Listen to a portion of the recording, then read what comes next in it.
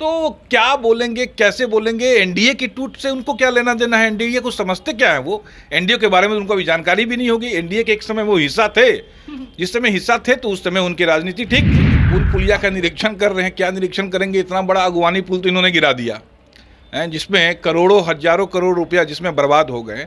तो ये जब निरीक्षण करना था तो उस समय तो नहीं किए। अब ये छोटे छोटे पुल पुलिया का ऐसे ही ये तफरी कर रहे हैं। ये एक ऐसे बुझे हुए कारतूस हैं कि अगर ये संयोजक बन जाए तो हमारी रफ्तार तो ऐसे ही आगे बढ़ जाएगी। नमस्कार, आप न्यूज़ फाउंडेशन देख रहे हैं, मैं हूं आपके साथ वंदना। बिहार के मुख्यमंत्री नीतीश कुमार ने खुल्लम-खुल्ला कहा है कि केंद्र सरकार किसी भी वक्त चुनाव करा सकती है, चाहे लोकसभा हो या फिर विधानसभा। यानी कि तमाम राजनीतिक पार्टियां जो है अपनी अपनी मूड में आ चुकी है, क्योंकि किसी भी वक्त ऐसा दावा जब बिहार के मुख्यमंत्री कर सकते हैं तो भाई जाहिर सी बात है कि कहीं ना कहीं राजनीति एक बार फिर से तेज हो चुकी है। हमारे साथ बात करने के लिए हैं बीजेपी प्रवक्ता पूर्व विधायक मनोज कुमार। कैसे देख रहे हैं इसको? देखिए, मैंने तो कहा कि 7-8 महीना पहले से हम कहते आ रहे हैं। देखिए, नीतीश कुमार की बातों को कोई भारत में गंभीरता से लेता नहीं, और नीतीश कुमार आज जो बोलते हैं वो कल भूल जाते हैं, और परसों क्या बोलना है उनको आज पता नहीं रहता है।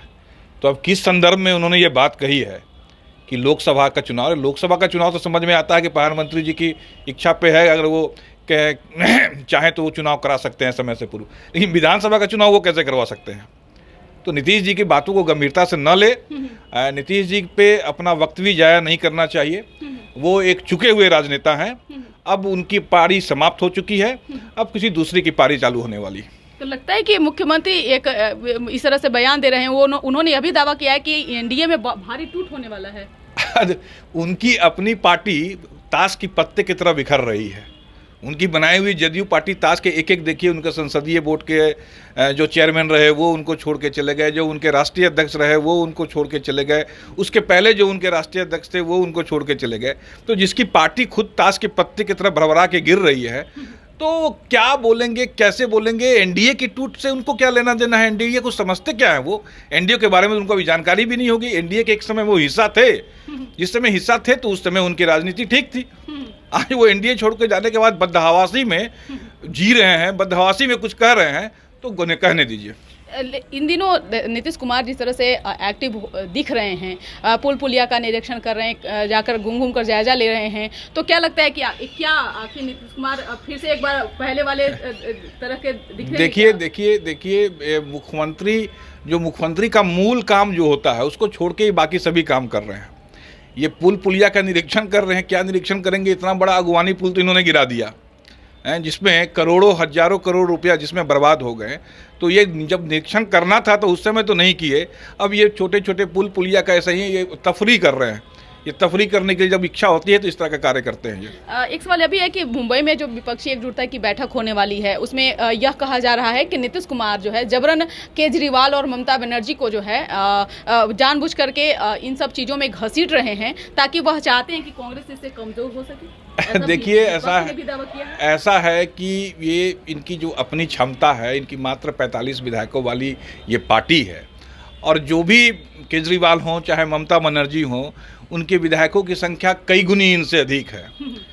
तो ये 17 सीटों पर लड़के ये 16 सीट सांसद जीते थे, वो तो भाजपा के वोटों से जीते थे। तो अगर इनका कुल मिला के देखिएगा कि इनकी अपनी सांसदों की संख्या भी 2 ही रही थी 2014 के चुनाव में, तो ये अरविंद केजरीवाल या ममता बनर्जी के मुकाबले कहीं टिकते नहीं हैं। इसलिए ये ऐसा कुछ बोलते होंगे, सोचते होंगे, समझते होंगे। संयोजक बन पाएंगे? अरे ये बन जाए तो हमारे लिए तो सबसे अच्छा है।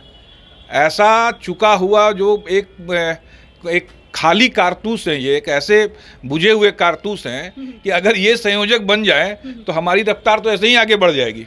तो लगता है कि नीतीश कुमार का ओहदा और बढ़ जाएगा? ओहदा बढ़ जाए ये भाजपा का भाग्य होगा। हम तो चाहते हैं कि वो बन जाए, ये ये भाग्य हो जाएगा, वो और भाजपा को प्लस करेगा। देखिए, ये लोग ऐसे पिटे हुए राजनेता हैं जो पूरा भारतवर्ष इनकी पलटने की जो नीति से पूरा भारतवर्ष अचंभित है। और ऐसे नेता को अगर INDIA वाले अपना ये बना लेते हैं, संयोजक बना लेते हैं, तब तो फिर सही बात है जो प्रधानमंत्री जी ने नारा दिया है कि क्विट इंडिया का, तो ये क्विट इंडिया हो जाएंगे। एक सवाल यह है कि बिहार में जिस तरह से अभी तानाशाही जो अफसरशाही जो रवैया है, आप लोग बार बार आरोप लगाते रहे।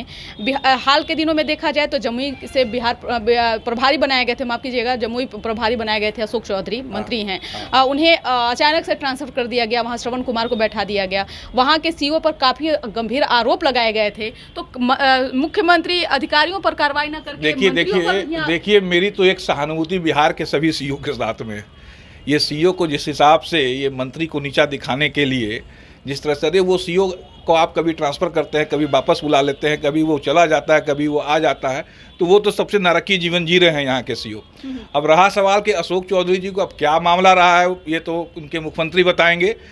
लेकिन हाँ, इतनी बात अवश्य है कि बिहार में ऐसा भ्रष्टाचार जो जड़ तक जो समा चुका है, कार्य करने की जो प्रणाली, जो इनके मुख्यमंत्री से लेकर मंत्री से लेकर जो सरकारी अधिकारी कनीय अधिकारी तक की जो कार्य प्रणाली है, उससे जनता त्रस्त है। ये तो मंत्री अगर पब्लिक के बीच में सामूहिक रूप से किसी अधिकारी को डांट रहे हैं, फटकार रहे हैं, तो ये तो बिहार के लिए दुर्भाग्य है ही, ये दुर्भाग्य है। लेकिन वो दिन दूर नहीं आएगा कि बिहार की जनता इस तरह के लोगों को सबक सिखाएगी, ऐसे अधिकारियों को, ऐसे नेताओं को और ऐसे सरकार को। बिहार में भी बीजेपी नेताओं की सुरक्षा बढ़ा दी गई है। नहीं, बीजेपी नेताओं की सुरक्षा किस मामले में बढ़ा दी गई है? कई नेताओं को भी, नेता प्रतिपक्ष हो या फिर सम्राट चौधरी हो, सभी को। नहीं, ऐसे तो हमारी जो केंद्र की सरकार तो ये आश्वस्त करती ही है कि सबका सुरक्षा का अधिकार है। अगर बढ़ाई गई है तो ऑब्वियस मुझे बहुत अधिक जानकारी नहीं है। हाँ, लेकिन कुछ ऐसे आपको इनपुट रहे होंगे, ऐसे कोई खुफिया जानकारी रही होगी तो सुरक्षा बढ़ाए गए होंगे।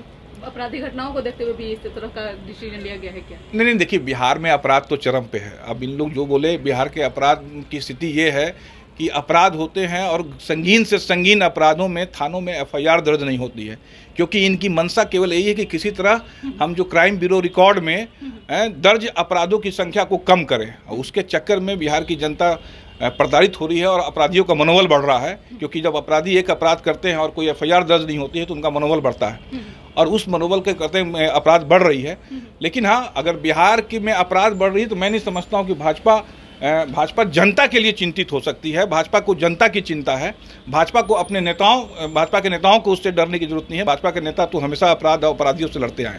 बहुत बहुत शुक्रिया बात करने के लिए। तो आप सुन रहे थे क्या कुछ कहना था बीजेपी प्रवक्ता मनोज कुमार का। इस पर बस इतना ही। बने रहिए न्यूज़ नेशन के साथ। धन्यवाद।